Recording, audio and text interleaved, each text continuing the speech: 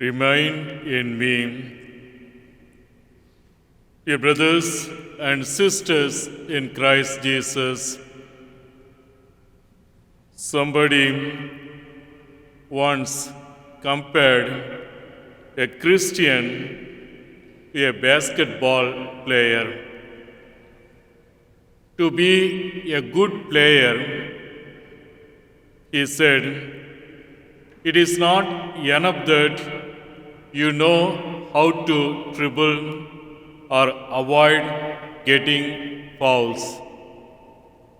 What matters most is to be able to shoot, to make points, and to be protective.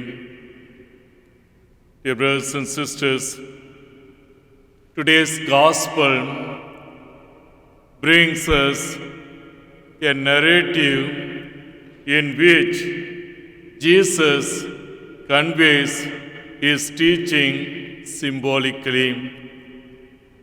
Jesus draws us the picture of the vine and the branches. Jesus said, I am the vine, you are the branches. Whoever remains in me and I in him will bear much fruit. The vine is a well-known biblical symbol of God's people, celebrating the Exodus, which is the deliverance of the Israelites from the slavery of Egypt and their possession of the promised land. The psalmist pictures God as the vine grower. That is what we see in Psalm 80 in 8. A vine from Egypt you transplanted. You draw away the nations and planted it. We also know, for instance, that the vine grows luxuriant and drastic pruning is necessary. We also know that the wood of the vine is good for nothing because it is too soft for any purpose. The only thing that can be done with the wood of the vine is to make a bonfire of it and destroy it. With or without knowing what a vine looks like, we know that a branch cannot bear fruit by itself. It can do so only if it remains in the vine.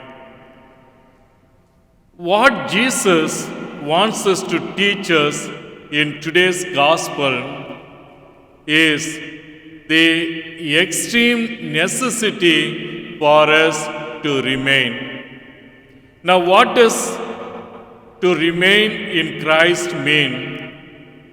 To remain in Christ mean is first is to listen to him and keep his words. Actually, we can refuse to listen to him at all, or we can listen to him and then render him lip service unsupported by any good deed. We can accept him as the Lord and then abandon him in the midst of difficulties and temptations, or attributes all of our difficulties and temptations to him. That is the first one. The second is to recognize that Christ is the real vine and that without Him we cannot do anything to value God to God. Third is to live in the church, which is the mystical body of Christ, in accordance with the statement of one of the popes that who does not have the church as his or her mother cannot have God as his or her father. The fourth one is to see God in all persons and things, even in our enemies. And those things that we don't like, just like a woman that she paid the toll fees of the 5 cars behind her. Maybe because the saying influenced her, practice random kindness and senseless acts of beauty. The fifth one is to have an active sacramental and prayer life. This is very important for our life. That we have to ask a question to ourselves: do we pray always? Or do we regularly go to Mass on Sunday? Do we avail ourselves of the sacrament of confession? Maybe let us make a list of how many hours do we pray? How many hours do we spend for works, friends, and family? And in that, we may be able to rate something of ourselves. How about if we spend few minutes talking about the Word of God instead of talking less nothing?